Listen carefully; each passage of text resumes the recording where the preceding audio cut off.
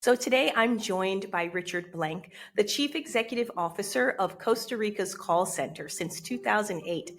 Richard's journey began with a foundation in communication and Spanish from the University of Arizona, but took an unexpected turn when at just 27 years old, he relocated to Costa Rica to train over 5,000 employees for one of the largest call centers in San Jose. What started as a bold career move evolved into an entrepreneurial journey that has now seen him train over 10,000 bilingual telemarketers, combining his communication expertise with cultural intelligence to build a thriving international business. Beyond his professional achievements, of course, Richard's a great personality, but his passion is about giving back. He's a keynote speaker for Philadelphia's Abington High School and endows a scholarship each year for students planning to study world languages.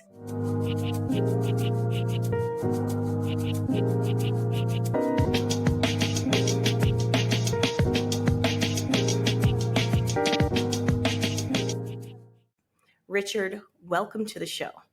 I am so happy to be with you and your audience today, Jamelia. This is amazing. I love your show and the fact that I'm a guest. I'm hoping to shed some light and give some great advice. Well, I'm hoping to listen to your story and learn from your story. And we always start, with the beginning. What really happened in the beginning and what caused you at 27, such a tender age, to make this bold move. Can you take us back then to there, and what really was the impetus for this decision? Of course, it was building on momentum.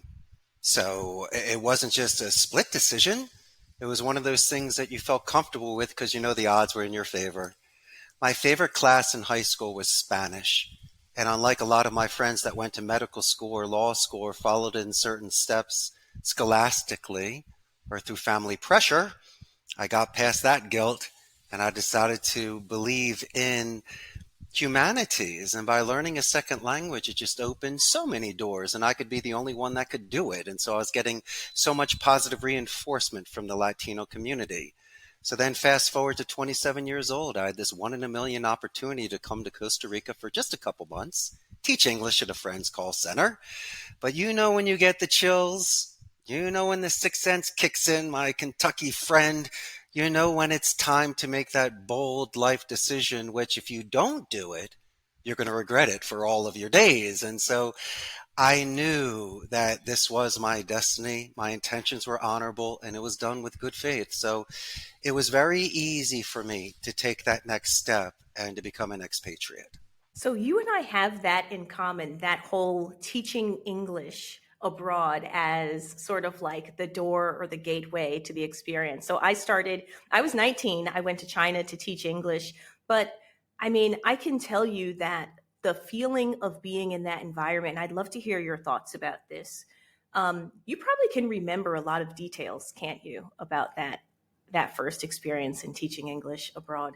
You know what, I saw it as extreme good faith. If you see someone that hits the gym, you admire their muscles, or someone that can play the violin or paint.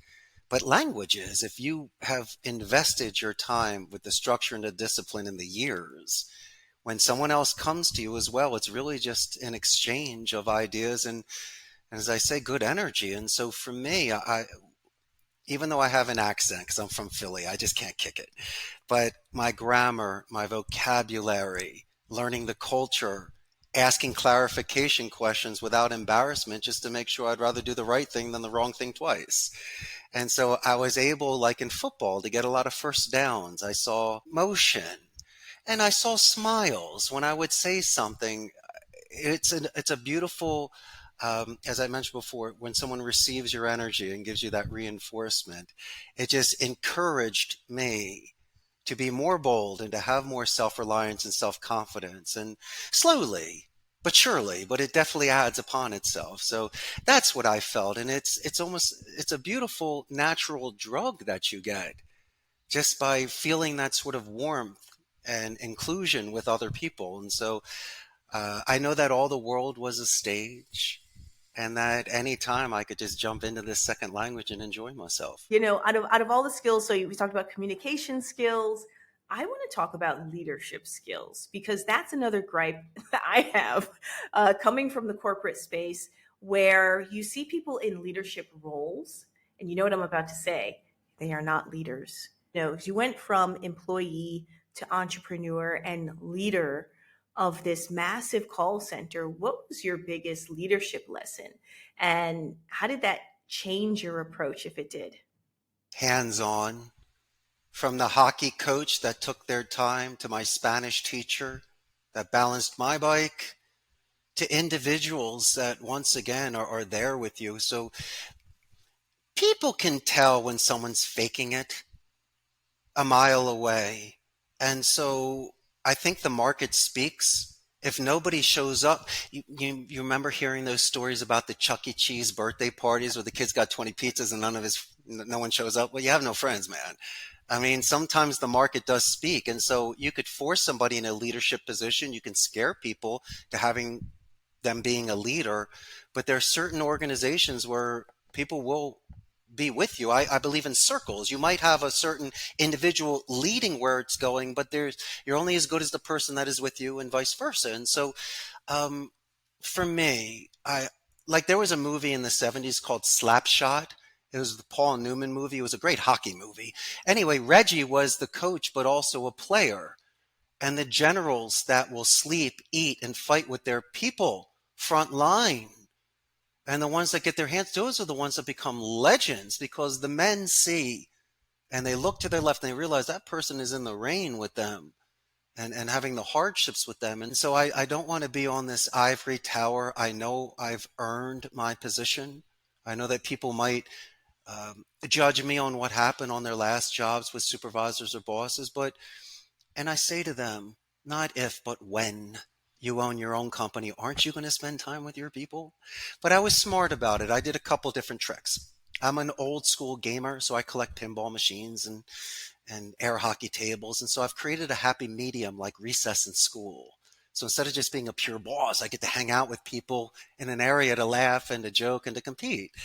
And then secondly, when people are coming in for interviews, besides giving me all the adjectives and playing the violin and singing the world, Jamelia, I'll ask you to turn your paper over and give me a couple paragraphs of a coming of age moment. I want to know when you beat up a bully or saved a kitten back in Kentucky. Why? So I can give you a nickname. I can see if you can zig and zag and be loosey goosey on the phone. So you're just not reading script. And when you're sad on a Wednesday when it's raining, I'm going to pick you up and tell you, I'm going to remind you when you were the champ. When you weren't the shy girl in your dancing class and you finally got in front of everybody and you did it for the first time and you shed some skin and you liberated yourself and you got to another level. And so those are the sort of things I'm exceptionally proud of people. I'm going to say it again, me today, you tomorrow. The greatest thing you could ever do is not have envy and just be proud of somebody if they're having their moment. Be there for them. I love that. I love that. And so many points there. I mean, I think one of the things that you said that resonates me is this idea of you're winning, but you want them to win too. And so it creates this relationship where their win is your win and your win is their win. It's boosting each other up. And once again, that's something I think has been lost today in this. So in Dubai, I'll speak about Dubai because when the world thinks of Dubai, they think of yachts, they think of parties, they think of a very sort of materialistic, superficial place. And without throwing Dubai under the bus, I'll say there's some truth to that, right? I'm gonna keep it real. There is some truth to that. Everyone wants to have the best car, the best house, the best spouse, right? Everything.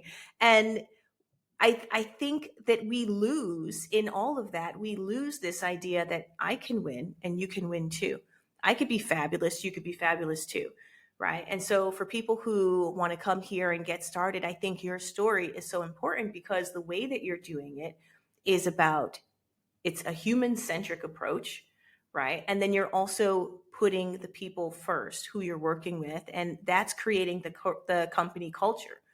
So, like, adding pinball machines and jukeboxes into your company culture it's fascinating, but it's part of who you are. And like you said, you don't have to keep a mask on. That's right. You can come from a place of authenticity and show people that, and maybe that helps them be who they are too. 100%. It's like a feral cat.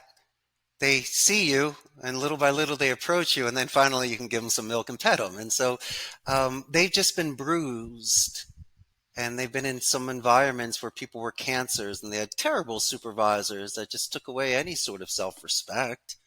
Richard, I have a tough question for you Okay? now that we've talked about the journey. Now here comes the tough stuff. Yeah. So one thing you and I both know is that entrepreneurship is really tough, right? So I can tell you, being just totally honest, just yesterday, 2 days ago, wasn't a good day. It wasn't a good day, and we go through these cycles of like mountains and lows and mountains and lows, and it changes you. I mean, I can't say that today I'm the same person that I was 4 years ago. I'm definitely not.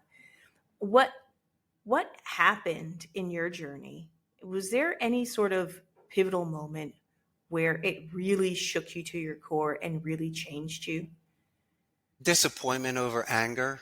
I had certain expectations in individuals that did not follow through. And so they might not have been as committed as I was, or things happen in life that are outside the office that I can't control. But the fact that I thought that my first employer would be with me for 20 years to get the watch and grow with the company, I'm foolish. I made some mistakes by bringing outside supervisors when I should have, back in the day, promoted more from within because of the people that had the respect for them. And so I made certain mistakes in regards to individuals where it was the right bus, just the wrong seat. And so that was my issue in the beginning, especially as we mentioned, being an expat, a guest here, where I needed some home court advantage. I needed an attorney, the accountant, human resources, the individuals that, once again, my face man that could go out for me and purchase stuff. Because if you and I go out there, it's another 50%. We're gringos. And so it's not going to happen. I mean, they can see me a mile away. But I lost some innocence on that because I saw some people taking advantage.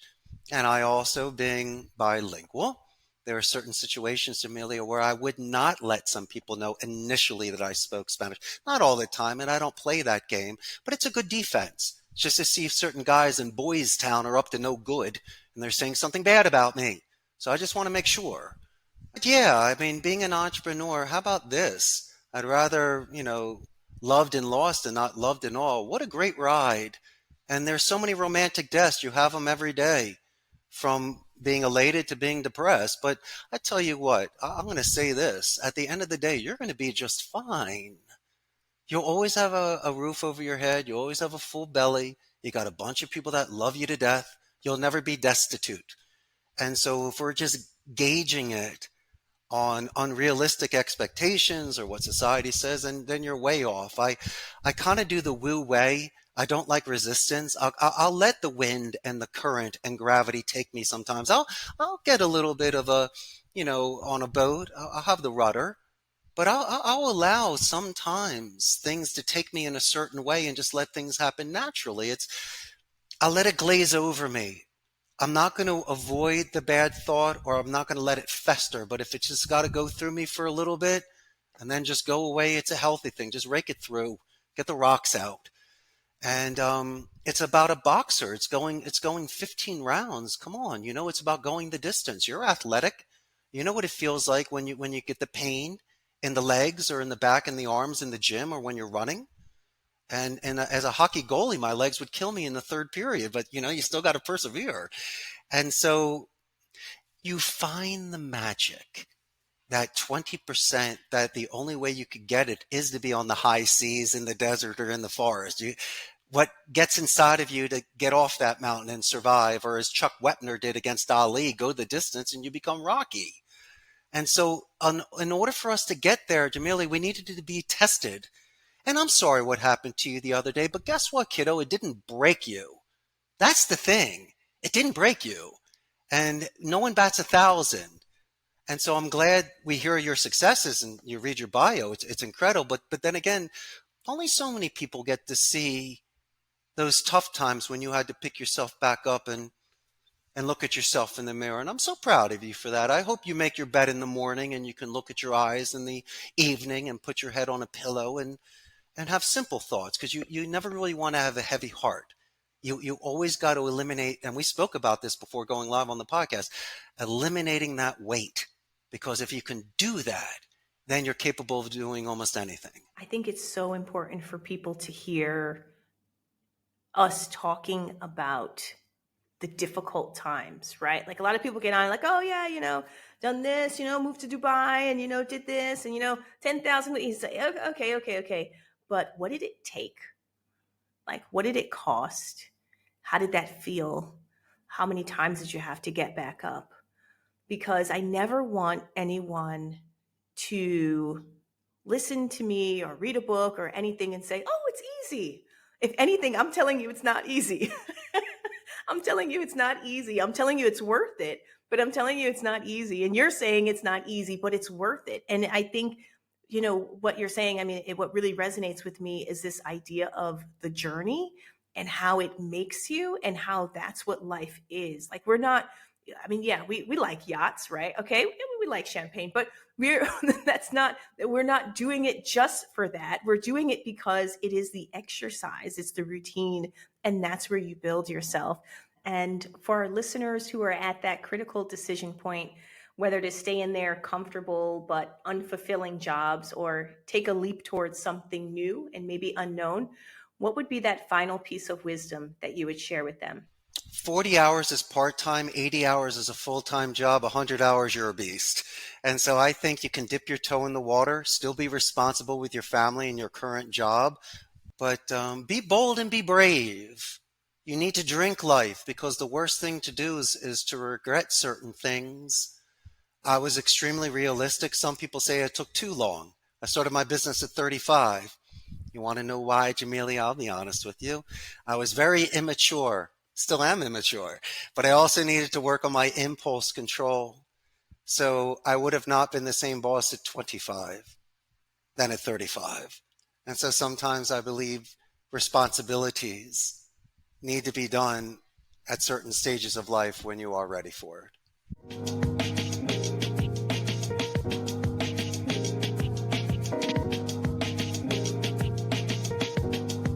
Hey guys, thank you so much for tuning in and listening to today's episode. I appreciate when you guys tune in and the time that you take to listen to the show and support us. And I have one thing that I'd love for you to do that would really help us out, which is rate the show. If you've enjoyed it, make sure you rate it. You can do it on whatever platform you're listening on. That would do wonders for us. And if you really want to be a super fan and really support the show, there's a link below that you can support us and donate a small monthly contribution, which allows us to continue to create great content for you. Thanks so much again. Appreciate you and see you next time.